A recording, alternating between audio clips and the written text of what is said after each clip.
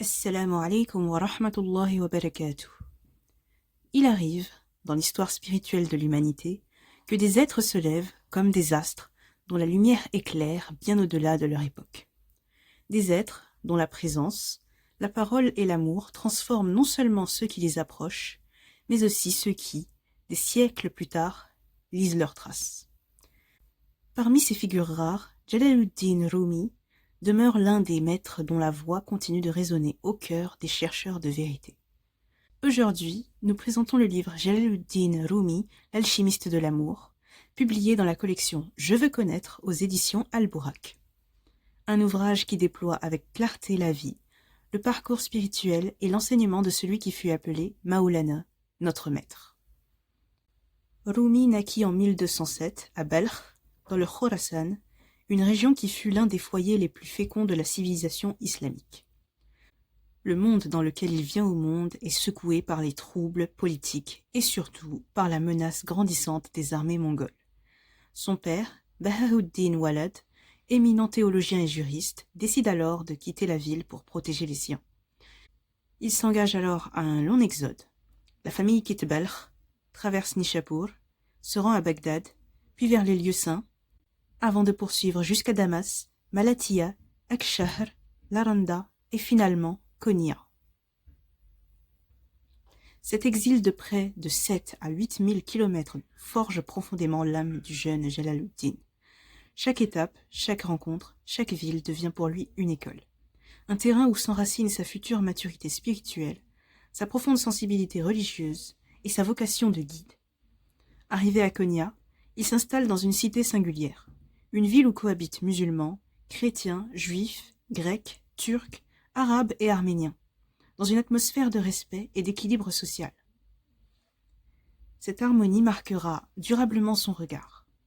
Pour lui, la diversité des peuples devient le signe d'une vérité plus vaste, la coexistence, une manifestation de la sagesse divine. À la mort de son père, Rumi hérite de son enseignement. Il poursuit sa formation à Damas pendant plusieurs années, sous la guidance de maîtres reconnus. Au moment où il revient à Konya, il est déjà un savant accompli, enraciné dans la charia, rigoureux dans le droit et la théologie, pleinement engagé dans la transmission du savoir. Mais un événement bouleverse son existence. La rencontre avec Shems de Tabriz, ce derviche errant dont la présence illumine sa vie comme un soleil brûlant. Leur lien échappe aux mots ordinaires. Shems devient pour Rumi un miroir, un aiguillon, une secousse spirituelle. À travers lui, Rumi découvre une dimension plus profonde de la vie. L'amour qui consume, l'amour qui transfigure, l'amour qui mène à l'essentiel. Cette relation, incomprise par certains, admirée par d'autres, marque le passage du savant au maître spirituel. À partir de là, l'œuvre de Rumi prend une nouvelle ampleur. Son cœur déborde de poésie, non pas par plaisir littéraire, mais par nécessité spirituelle. Ses vers deviennent une nourriture pour ceux qui l'écoutent, un chemin pour éveiller les âmes, un flambeau pour guider vers le bien-aimé. C'est ainsi que naîtront ses œuvres majeures.